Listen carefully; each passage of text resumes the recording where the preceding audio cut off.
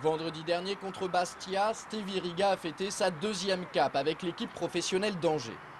Aujourd'hui dans SCO News, on va s'intéresser à ce jeune latéral gauche de 20 ans. Un joueur que vous ne connaissez peut-être pas ou peu puisqu'il évolue habituellement avec la réserve du SCO.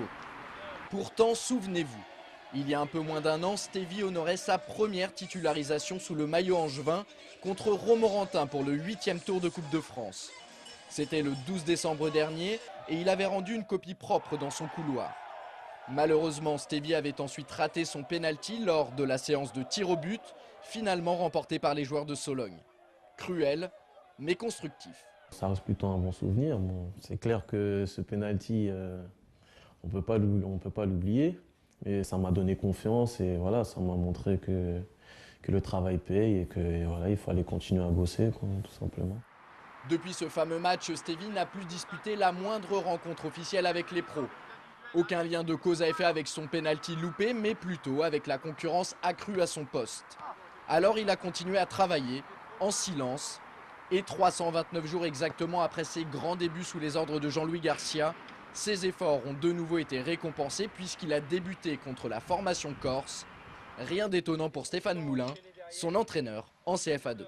Aujourd'hui, je dirais que son ascension, pour moi, n'est pas une surprise. Il a fait d'énormes progrès ces derniers temps et je dirais que sa titularisation de vendredi dernier est une superbe récompense pour lui. C'était mérité. D'autant plus mérité que Stevie est accrédité d'une mention très bien pour cette première en championnat. En plus, il y a eu la victoire à la clé. Résultat, nous sommes allés lui demander de nous livrer ses impressions sur cette rencontre ô combien particulière pour lui. Un exercice pas très évident pour ce joueur discret et plutôt introverti. Entretien. D'habitude, bon, en CFA, on joue à Jean-Bouin, mais dans un stade qui est quasiment vide. Donc là, rentrer devant 7000 spectateurs, c'est clair que c'est émouvant. On imagine que tu l'as gardé ton maillot de vendredi dernier contre Bastia pour ton premier match. Ouais, je l'ai gardé. Je pense que je vais l'offrir à mon père. Je pense que ce sera une satisfaction pour lui, il sera content pour moi. Et voilà, je pense qu'on va l'encadrer à la maison, celui-là. C'est vrai que pour une première, c'est jamais simple de passer à droite, surtout pour un pur gaucher comme moi. Mais bon, après, voilà, il faut pallier. Voilà, il a fallu pallier à ça. Et bon, je ne me suis pas posé de questions. Hein. Lui, latéral gauche, je suis latéral droit.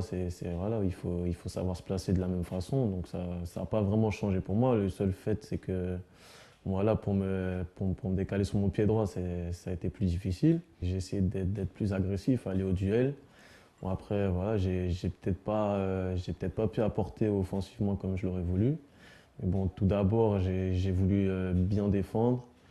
Et voilà, voilà, ça s'est assez bien passé. Et voilà, quoi.